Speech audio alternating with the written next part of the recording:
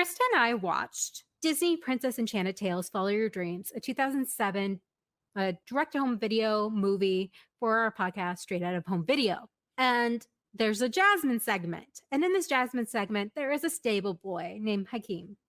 When we saw him, he looked mighty familiar, didn't he, Krista? Oh, yes, right away. I'm like, oh, he must have been like one of the street urchins in the original Aladdin or something. Like, I've definitely seen this kid before. But no, that was not why he looked so familiar.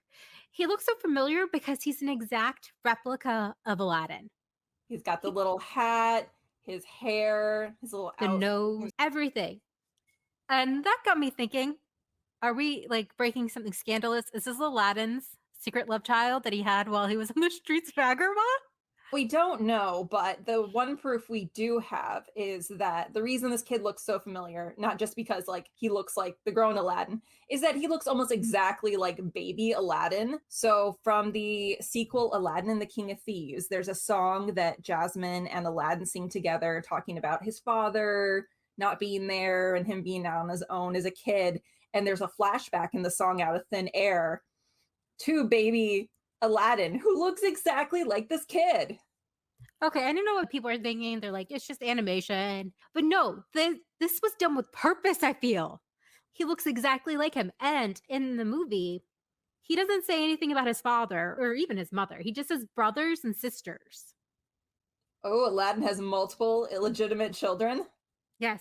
And if you remember in the original movie, One Step, right? That's the song, One Step. And he falls into a harem. And the ladies there really like him. Know him. Yeah, they know him. And the madam or the woman who runs it is like, oh, Aladdin. You can tell that she knows him and is not happy to see him. And so she's like kicking him out.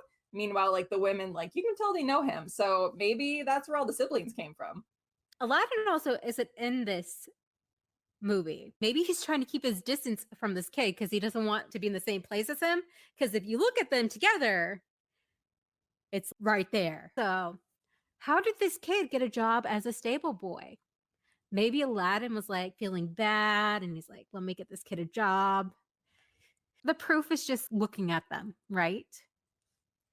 Yeah, it's a lot of similarities there. That would have been a really interesting episode. This part is like Jasmine trying to find her place and her just like never giving up. Oh, what if it was about her finding out that her boyfriend has a child somewhere? It sounds like she and Hakeem get along pretty well. It might be okay at some point. Maybe the reason they get along so well together is because he reminds her of her BF. I guess it's just one of those things we'll never know. Somebody on the Disney fandom, Hakeem's his Wikipedia page, they said, when I first saw a pic of Jasmine talking to him, I was like, WTF, did someone cast a spell on Aladdin turning him into a kid?